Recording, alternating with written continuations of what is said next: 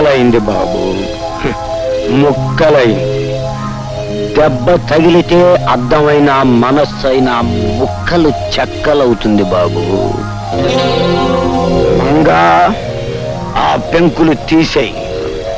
కాలం కలిసి రాకపోతే కాలైనా గీసుకుపోవచ్చు, గుండైనా కోసుకుపోవచ్చు. ఊడ్చేయి, ఊడ్చి బారై.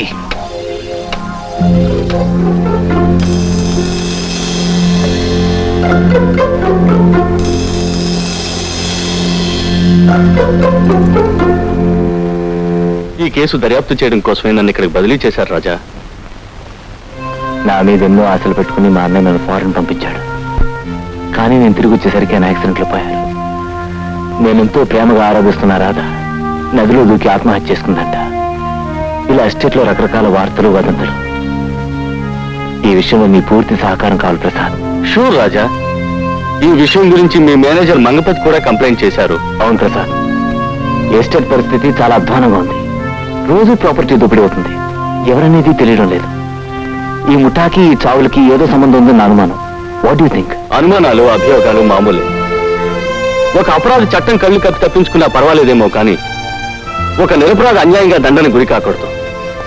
ఈ పరిస్థితుల్లో కొన్ని ప్రాథమిక పరిశోధనలు జరిపి గాని నేను ఒక నిర్ణయానికి రాలేను. ఈ కేసులో నీ పూర్తి సహకారం కావాలి రాజా. తప్పకుండా ప్రసాద్. అన్నట్టు మన కాలేజీ చదువుల తర్వాత ఇదే మొట్టమొదటిసారి కలుసుకోవడం కదా? అవును రాజా. నిన్ను ఈ పరిస్థితుల్లో కలుసుకోవడం నాకే చాలా బాధగా ఉంది. నువ్వు ధైర్యంగా ఉండాలి. అలాగే.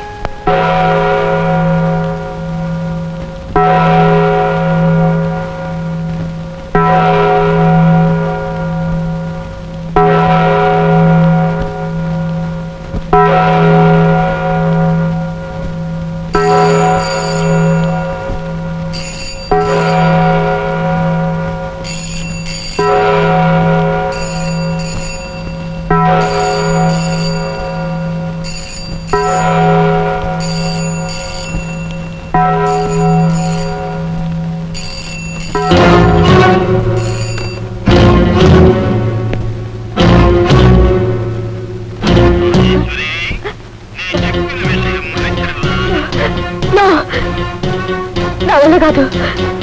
రాజా ఫారెన్ నుంచి తిరిగి వచ్చేశాడు. ఇక మన ఆటలు సాగవు. రాజేశ్వరీ దేవి నెవర్. ఒక్కసారి నాకు ఎదురు తిరిగితే పర్యవసానం నీకు తెలుసుగా.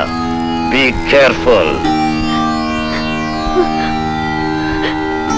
I can't.